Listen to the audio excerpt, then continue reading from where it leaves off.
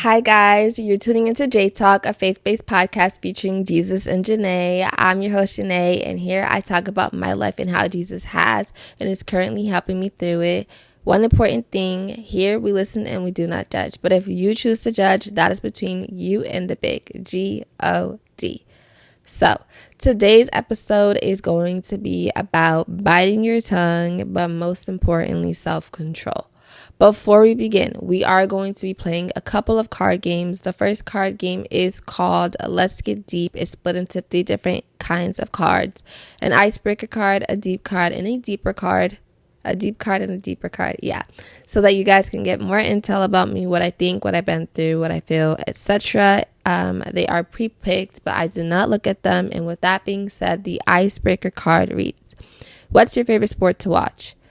If it's in person, then basketball. If it's on TV, then football. The deep card says, what's something you get competitive over?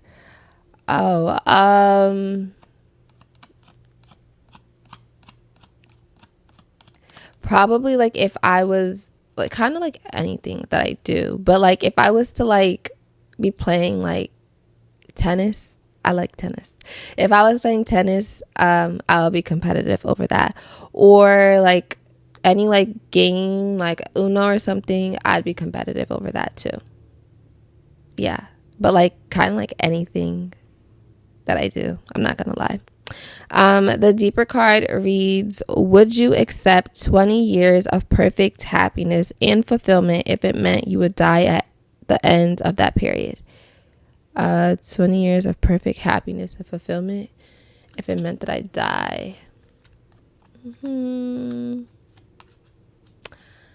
I kind of want to say yes, but then like at the same time, the answer, I'd say no.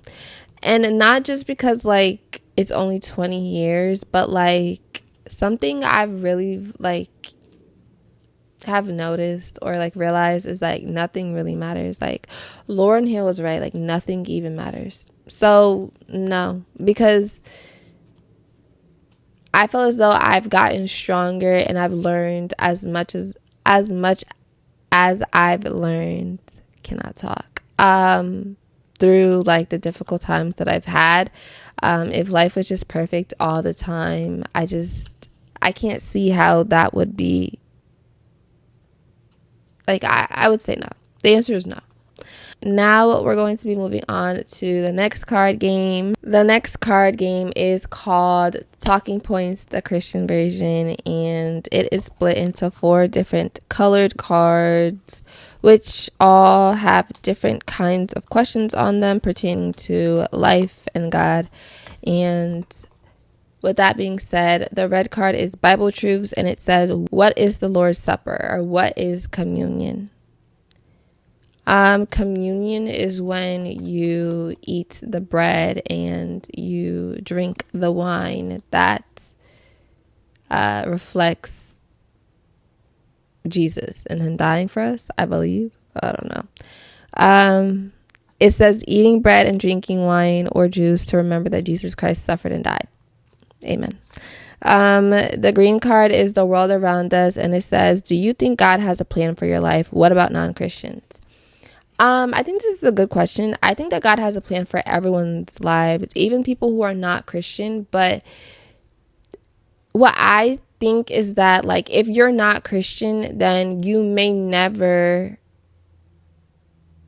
if you are not Christian, you may never accomplish the plan that God has for your life. Because, like, for me, for instance, I've always believed in God, but I wasn't always walking like Christ. I didn't always have a relationship with Christ. And so, if I was continuously, like if I was still living in the world today, like I was in the past, then I would never be doing this. I would never be doing any of the things that God is now telling me to do, because I would never have heard his voice. I would never have heard him tell me to do the things that he's telling me to do. So I would have continued to do what I felt as though my purpose was, which I knew it was to help people. I just didn't know at what capacity, but I'll probably still be working with kids with behavioral issues and stuff.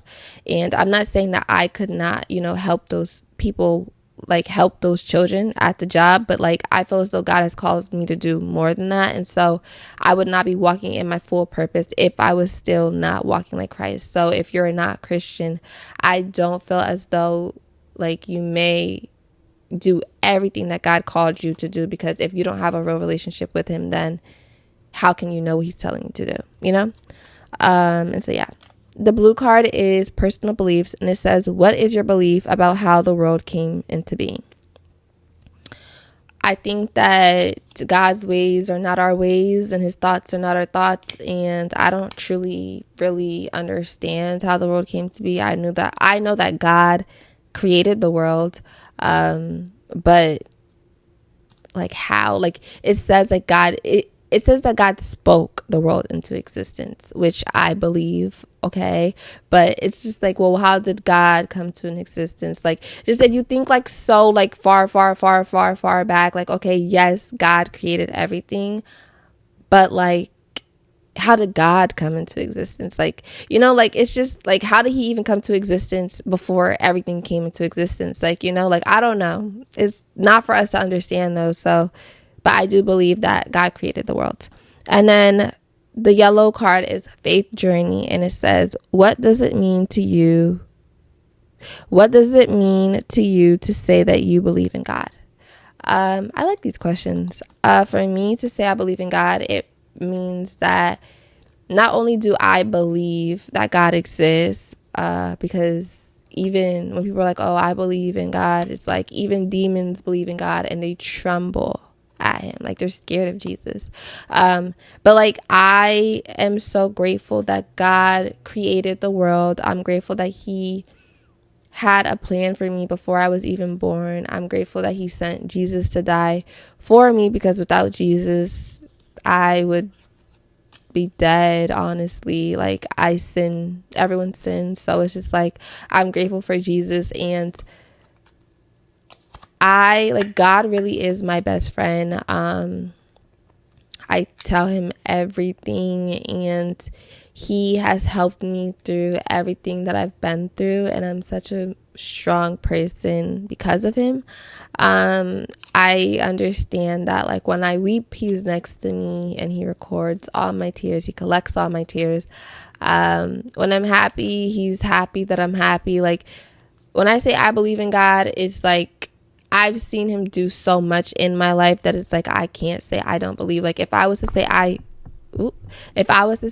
don't believe, like, I just can't say it, because I've already seen him do so much for me. And if he never did anything else for me again, I'd be extremely grateful for everything he's already done for me. So, yeah, I would say that God's my everything.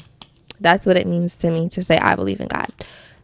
And now we're going to move on to the testimony portion of self-control. So now for my favorite segment of the day, I have quote of the day on the way. Quote of the day is where I provide a quote and a Bible verse based off of the topic at hand, and I give a takeaway message based off of the two. And with that being said, the quote reads, "Think before you speak." Yanni said this. Yanni is my mom. I don't know who like is the original person who said this, but my mom used to say this to me all the time growing up, because like my mouth was super slick and super smart, and I had a bad attitude.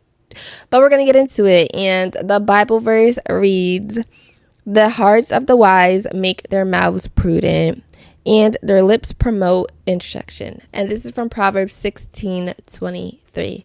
And the takeaway message is, most people's immediate reaction to frustration is to lead their actions by their anger, or their reactions by their anger, when a wise person would bite their tongue, allow themselves to feel the emotions that they're feeling, and then react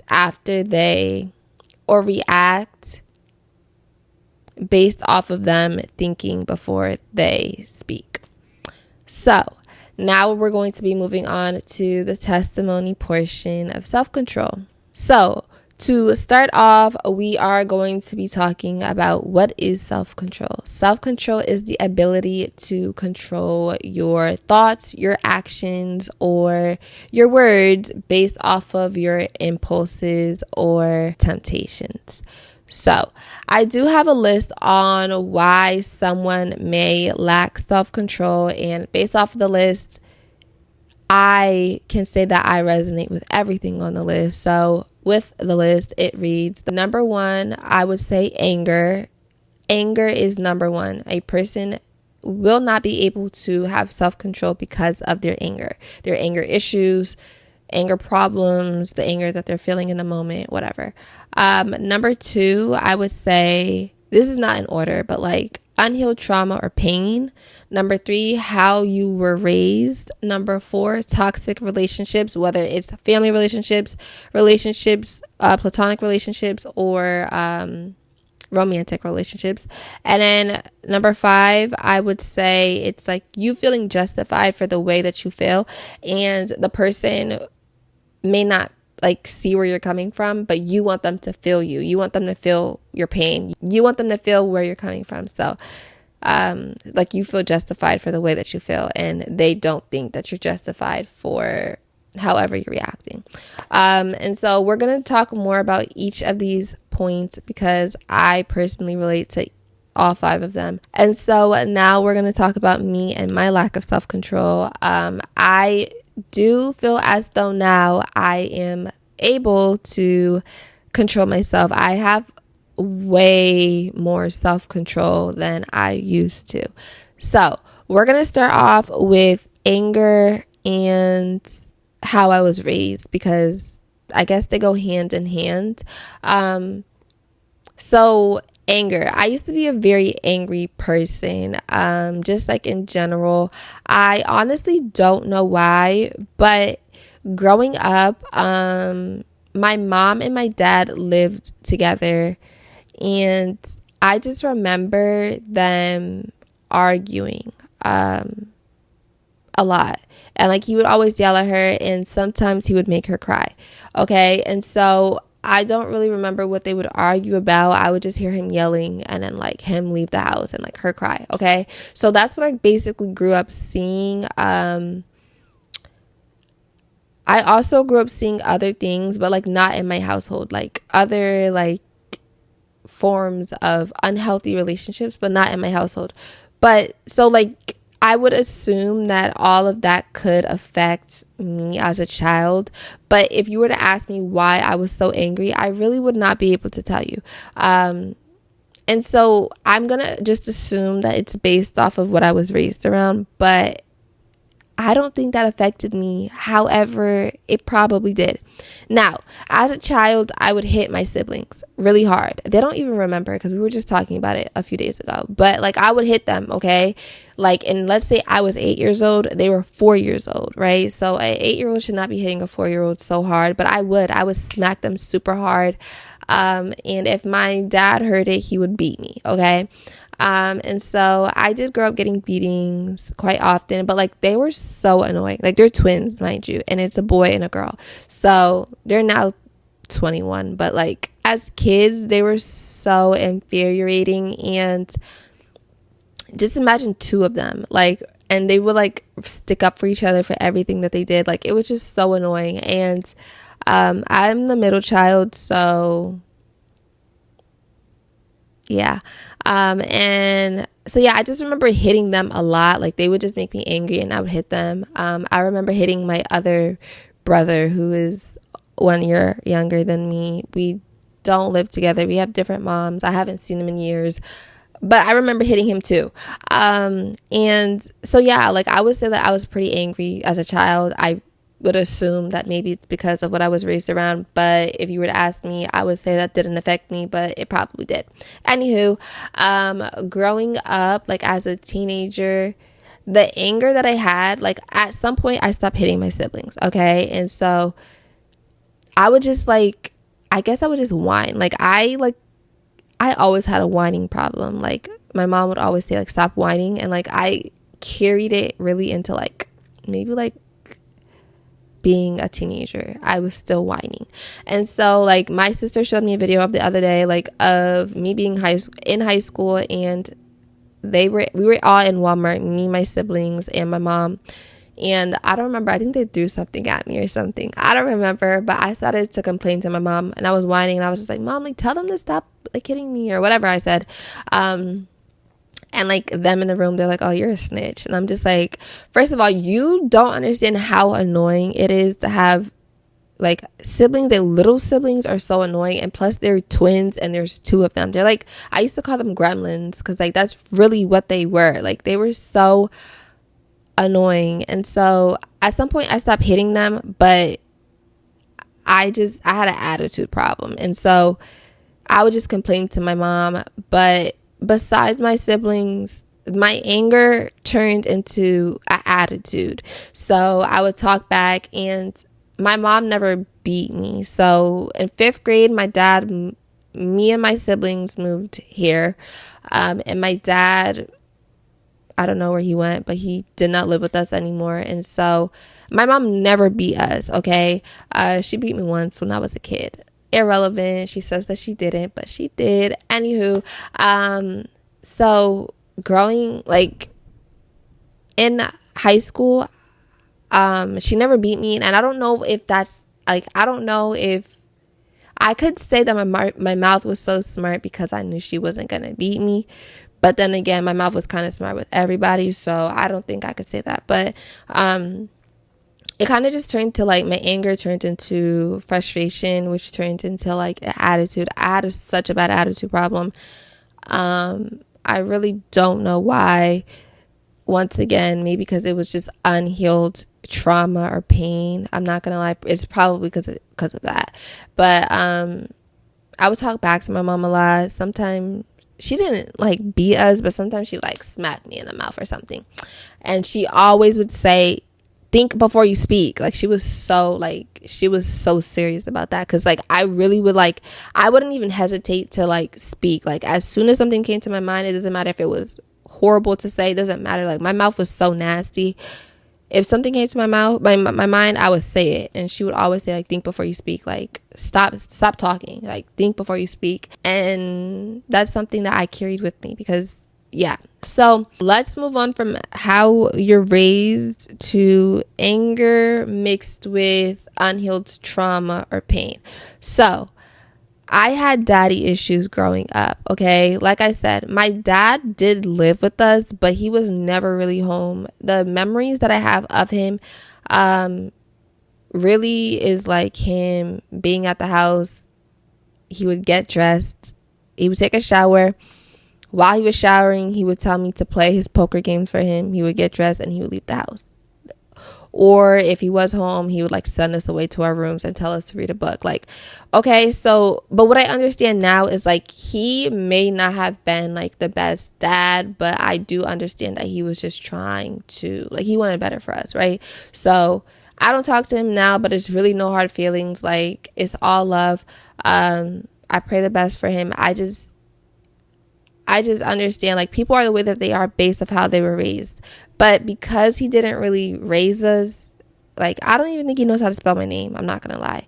A few years ago when he texted me and he said Janae, like, he spelled out my name. He spelled it Janea. Like, come on now. Like, I don't even think he knows how to spell my name, which is kind of sad considering, like, I have known him all my life. Like, he lived with me till 5th grade. And, like, even after that, we were still in communication on and off. But, like, you don't know how to spell my name. But anywho, yeah, I had daddy issues, and I think that a lot of like my anger could have stemmed from the fact that I didn't really feel seen as like a child. I feel like all I've ever wanted was to be loved, and that sounds so sad, right? My mom did love me, but she had to work a lot because she was basically a single parent in a 2-parent household. That's crazy. But she had to work a lot. And I know I sound kind of like, I sound kind of hurt, but I swear that I'm not. Like, it's just because I'm thinking about it. But, like, it is kind of crazy. But, like, I really do forgive my dad. Like, I really, like, if I was to see him right now, I could give him a hug and, like, talk to him, like, normally. Like, seriously. It's really no hard feelings, but it's just what it is. So in the past, he didn't teach me like what a man was supposed to be like, and so I kind of just searched for love in men, and a lot of the men were like him in some sort of way. And so I just felt like I had unhealed trauma and pain I was really sad when he moved out the house, just because like it's something I was familiar with, or something I was used to. It was comfortable to, have him there, even if, he wasn't the best dad or whatever. And I'm not saying that we never had like, fun times, or like I don't have any good memories from him, because I do. But I just think that like younger me needed like to be seen, I guess. But anywho, you grow up and like you see people for who they truly are. I wasn't as forgiving as a teenager, but I kind of used him, I'm not gonna lie, because like at some point it's like I needed you as a kid, you weren't really there for me. So as a teenager, I was his favorite, and I think I was his favorite because my siblings were afraid of him. Like even as like growing up, they were afraid of him because like he was kind of abusive. But like it's because he was abused as a child, okay? So, and he just was really strict. And like I said, I understand it's because he wanted better for us. Like he's St. Lucian, so, whatever. But like he just wanted better for us. So I think that was his favorite because like I just like, even though he was strict and even though he was low-key abusive, I still spoke my mind about whatever it is that I felt. Like if I felt a type of way about something, I would say it. And he did like put his hands on me sometimes for saying the stuff that I was saying. Like even like living here, when he would come and I would say stuff to him, I remember like, no, we're not gonna get into it. But yeah, like he would still put his hands on me, but I was a person that he would take shopping. He would like take me to get this cake that I wanted like every single day after school. He would bring me to wherever I wanted to go. He would buy me stuff. He bought me sneakers every single time they dropped. Like I was his favorite, but I think it's because I stood up for myself. But anywho, so I had unhealed trauma, daddy issues, all that good stuff, until my 20s, I would say. So now you guys have background on like maybe where my anger issues came from. Anger issues turned into bad attitude, teenage years, mixed with unhealed trauma and pain. So now I'm a teenager who has a bad, nasty attitude and I had anger issues also. Like my anger issues is what caused my bad attitude. My bad attitude was in reaction to my anger. So instead of hitting, now it's like I'm saying crazy stuff out my mouth. And now I'm also a teenage girl with daddy issues. So I'm a teenage girl with daddy issues and anger issues, which causes me to have a nasty attitude. So now we're going to bring in toxic relationships into the mix. Okay. So I wouldn't say that I had necessarily negative or toxic family relationships or even like platonic relationships, but I did have toxic romantic relationships, and it's because of the people that I chose. It's because of my daddy issues, which allowed me or made me choose people who reflected the daddy issues that I had. So I was choosing wrong. Plus, on top of that, I had anger issues, a nasty attitude, and daddy issues. So it's just like all of this in one just made a bad relationship worse. So if we were to talk about my high school relationship, I don't really count this relationship, but like I talked to him super crazy. Like, I'm not gonna lie, he would always say like, oh, your attitude is so bad. Like, I really had a really bad attitude, and when I started to deal with men, especially men who like reflected my dad and men who were cheaters and all this stuff, like my mouth was just so crazy. Like, I wasn't a cheater, so I couldn't like hurt a man that way, but because I was so hurt, I didn't know how to, because I was so hurt and I felt justified, so we can bring that into it, feeling justified. I felt justified for the way I was feeling. Like, if you were to hurt me, I have the right to be hurt. But because people are manipulative and they're toxic, they will make it seem as though you're crazy, which then fueled my anger, fueled my nasty attitude, fueled my disgusting, dirty mouth. And I lack self-control. So if you're not feeling the way I'm, like, if you hurt me and you make it seem like I'm crazy, it just, at the time, it made me like be on go, and like my self-control, I didn't have any self-control. I didn't even try to have self-control. I just said whatever came to my mind, because it's like, you're going to feel how I'm feeling. Like, if I can't cheat on you back to make you feel how I'm feeling, you're going to hear my mouth. And my mouth was so disgusting. Like, I swear I can't even tell you the kind of things I said to people. But it hurt their feelings. I know that just by the way that they reacted. And I'm not trying to like, I'm not, what's that called? Boasting about it. I'm just like, it's really just the truth. My mouth was so nasty, and I knew how to hurt people with my mouth. So with that first relationship, it was just like a taste of like what nasty Jae2alk was like. And so I would say stuff to him, and he would just be like, you have a really nasty attitude, which I did. But like him, like, he never disrespected me back, for real. He was a cheater, but you know, I digress. We move on, whatever. The next relationship was the domestic violence relationship that I was in. And that was just, okay, so if you're gonna mix in a girl, I was 18 at the time. So if you're going to, I was a teenager, because 18 is a teenager. I was a teenager who had daddy issues, who had anger issues, who had a bad, nasty attitude, who reacted immediately based on how I was feeling. So you mix that up with a person who's also troubled and also has issues of his own, mommy issues or whatever issues he had on his own, and you put these two people together, and a toxic relationship becomes worse than toxic. It was the worst relationship ever in life. It's really not funny. But this is not a domestic violence episode, so we're not going to get too deep into it. But what I will say is that he pushed buttons in me that I never knew existed. I'm thinking, okay, so I wish I could talk about like everything, you know, but like we both had issues, okay? And so there'd just be times that we were arguing, okay? And let's say I caught him cheating, okay?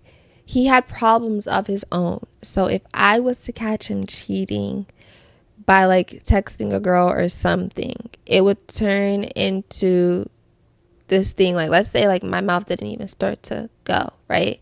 You would think that if the relationship was abusive that I would like watch the things that I said, but no, I didn't.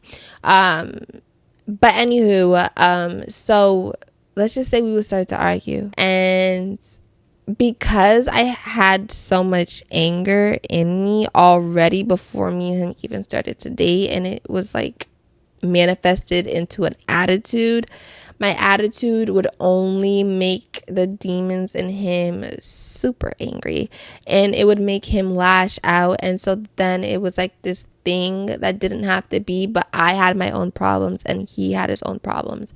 Also, I became super, like, I had an attitude. My anger manifested naturally before him in an through an attitude problem. However, with him, this is why, like, this is like not a part of the episode, but like this is why you should not be having sex with people before marriage. Like, because regardless on if, here's some food for thought, regardless on if you're married or not, the Bible says in Genesis 2:24 that a man will leave his mom and dad and his mother and father and be joined with a woman, and they become one flesh. That signifies not only marriage but sex. Like when you guys have sex, you become one flesh. But in the Bible somewhere, I don't remember where it says it might be 1 Corinthians, but don't quote me because I don't remember, but it says that if you have sex with a prostitute, don't you know that you also become one flesh?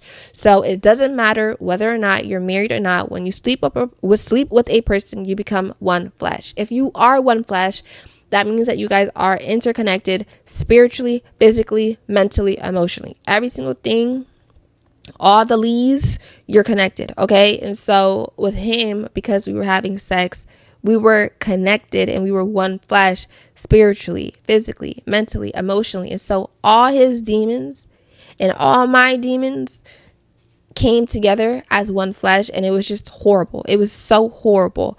And I feel as though like the demons in him came into me, and like I became this person that I just never knew that I could be. Like I was so angry, surpassed, like literally it felt like I had demons in me. Like I'm not even joking. Like he made me so angry.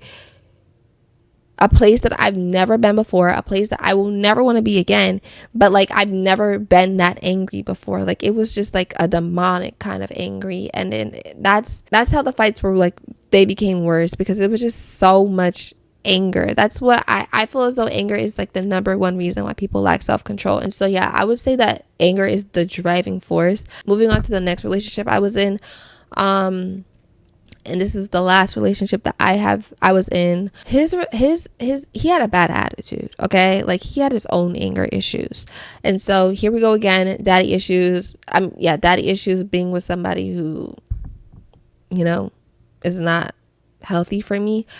He had his own anger issues. However, I decided to leave that toxic, nasty person who I wasn't even in the abusive relationship. I decided to leave that Jae in like over there, like in the past, because like that's not me. So I was just like, if I am going to like be with him, then I'm going to be me, right? So I started off sweet little old Jae, and then because he was a sweet old little him too, and then like he started to be who he actually is, and he had anger issues.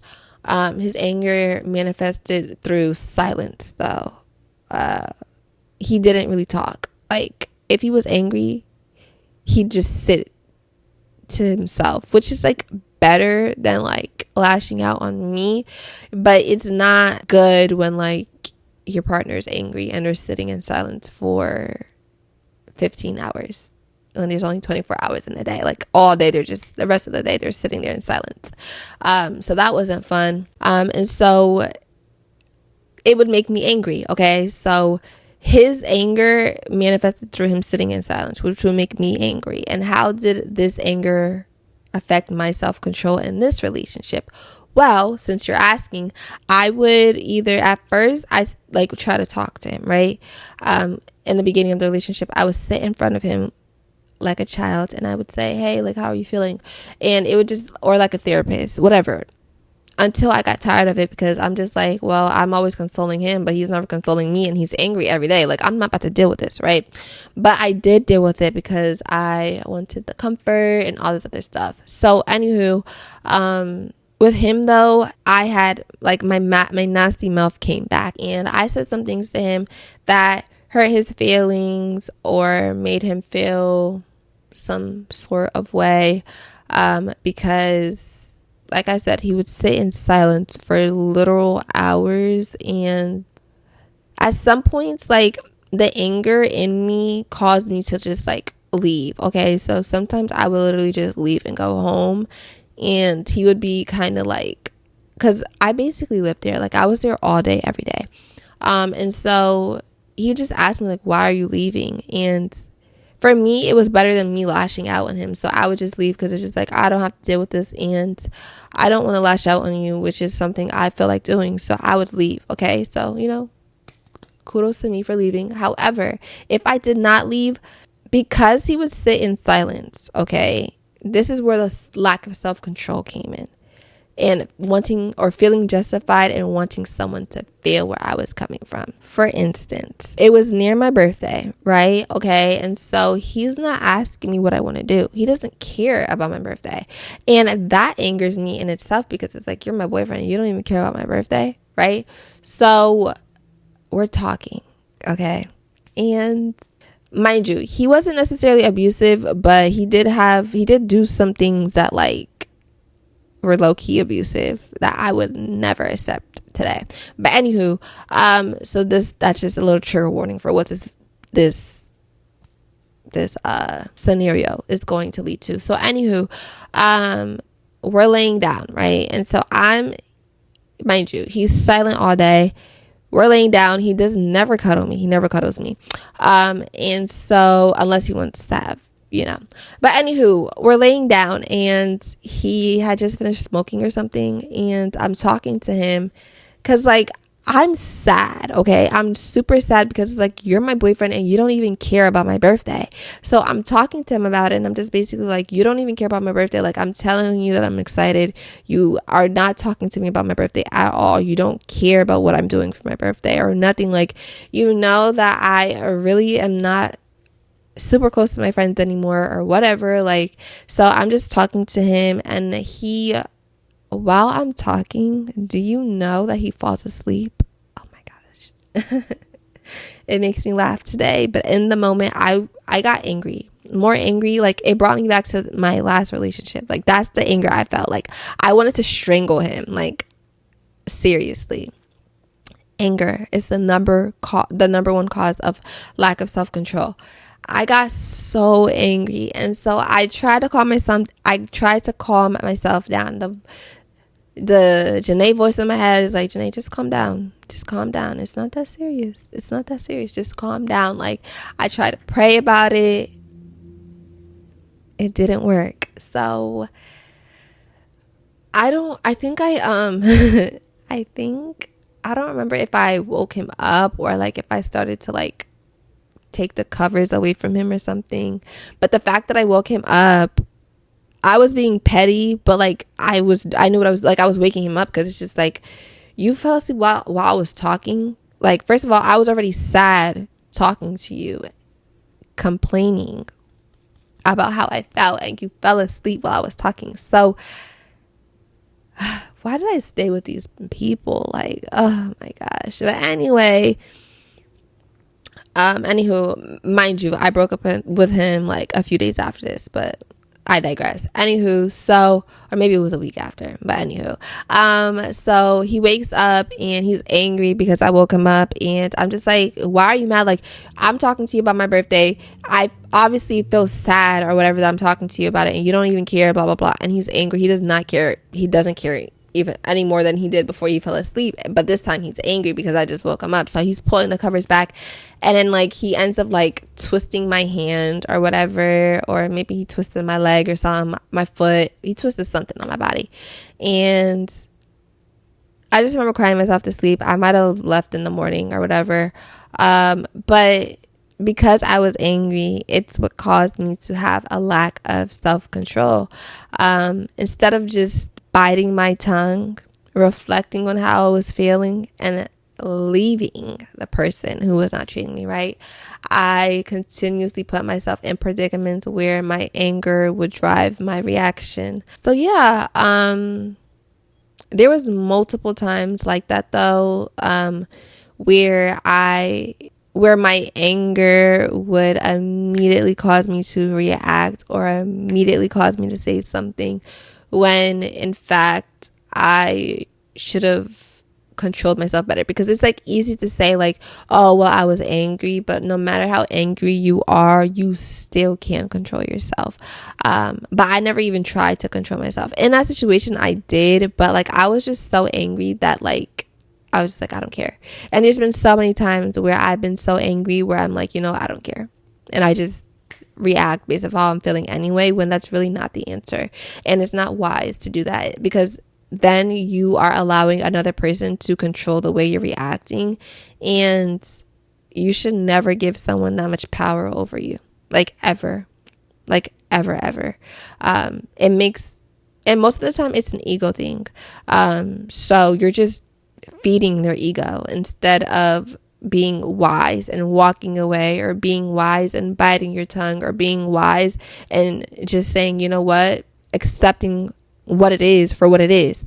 I could have accepted the fact that he genuinely didn't care and just say, okay, well, I'm going to move on to somebody who does care. It would have been wise for me many times to, instead of just saying things that came straight to my mind, biting my tongue and being like, it's not that serious. And so, yeah, so many different altercations, so many different arguments could have been prevented if I was able to feel the impulses and the temptations that I was feeling, accept it for what it was, and just moved on. So now the last thing I'm going to talk about is, how do you work on self-control? The number one thing I would say is therapy, because like I said, the driving force of lack of self-control is anger, and you probably have anger issues. And so you need to heal your anger issues. That's the number one thing I would recommend. And so that's why I recommend therapy. I never went to therapy, so I can't really talk to you too much about it, but I do think that it would help a lot of people. And I'm not saying I didn't need therapy, because I probably did. I probably still do. But yeah, I would feel like a therapist would be able to help you identify your anger, where your anger actually stems from, and how to heal from your anger, because that's the number one thing that drives lack of self-control. But above therapy, I would say God, because that's what healed my lack of self-control is God. God had to isolate me. And when I was isolated, because for me personally, I had unhealed trauma, which was probably the number, or the deepest root within me was my unhealed trauma.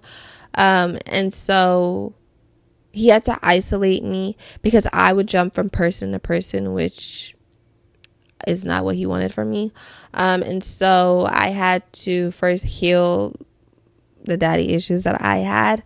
And he did this through isolation. So currently, I don't really have much friends. I'm not in a relationship or anything like that. And I think it was the best thing for me, because I realized all the issues that I had, and God helped me overcome them. Okay. So isolation, because you're not going to be able to really truly see all the issues you have if you're constantly surrounded by other people. And so in my isolation, God began to convict me. So he brought to my attention all the things that I was doing that was not of him. I repented. I turned away from my sins and the things that I was doing. I repented for my anger. I repented for the things that I would say due to my anger, because like I said, I said some very disgusting things. And so even if someone does make you feel a type of way, it's not justified for you to say things about people or to speak death on people. Is something I have done. I've spoken death on people. I've actually prayed to God and asked him to kill people. That's crazy. That's super crazy. But it all stemmed from hurt and all stemmed from pain. I still had to repent for it. It's not justifiable, but he allowed me to see why I was reacting this way. And so I had to get to the root of the problem. And so deliverance, I prayed for deliverance, I fasted, I repented, and through time I was able to see where the anger was coming from, see where the problems were coming from, and change them. So yeah, God is the one who healed me. He not only allowed me to reflect on my anger, where it stemmed from possibly, and I no longer allow anger to control me. I understand that anger is a natural human reaction, but it's something that allowed me to come off as crazy and unstable, and that is not something that I am. And so no matter how hard it is, you are able to control your anger. And so that is something that isolation and deliverance and prayer and fasting, that is how I was able to come out of the bondage of anger, allowing me to have a lack of self-control. And so another way to work on it is to accept that things just are what they are, accepting people for who they are. If someone does not care, no matter how angering it is, no matter how much you want them to feel where you're coming from, just accept that they can't and just move on. And that is hard. It's hard to just accept people and things for what it is, but that is what will help you move on. It's what's going to help you not being so angry. Like, don't take everything so personal. Like, just do not take everything so personal. Allow things to just be what they are. And it's hard, but it's what's going to help you. And that's what helped me, just accepting it for what it is. Like, he or they cannot give me what I need. They cannot understand where I'm coming from, and that's okay. Just let it be. And the last thing I would say is just letting it go and letting people have it. There's been so many times where I've been arguing with someone, random people who cut me off, just people in the day-to-day who have said something to me where I'm like, who are you talking to? Like, just everyday life, like, just letting people have it, that will allow you to work on your self-control as well. Because if you let people have it, then, you know, there's no going back and forth. There's no need for an altercation. There's no need to take it anywhere when you could just let people have it. And these are not easy things to do, but honestly, it's the more worth it thing to do. It's because things are really not that serious if you think about it. I think back to people who I've been angry with, people that I was in a relationship with, people who have made me feel some sort of type of way, but like, I don't talk to these people anymore. So was any of the things that I've went through, any of the things that I've did, was any of it actually really worth it? No, because the people, like random people who have made me mad, who I have had arguments with or whatever, I don't talk to them anymore. I don't think about them. So was it actually worth it? No. The people that I was in a relationship with, who I fought with or whatever, wanted them to feel where I was coming from, I'm not with them anymore. So was it actually worth it? No. Like, it's really never that serious. So yeah. And that's my TED Talk on self-control. I pray that it helped at least one person. I hope that you guys enjoyed it. And with that, I pray everyone watching has a blessed rest of their day. And in Jesus' name I pray, amen.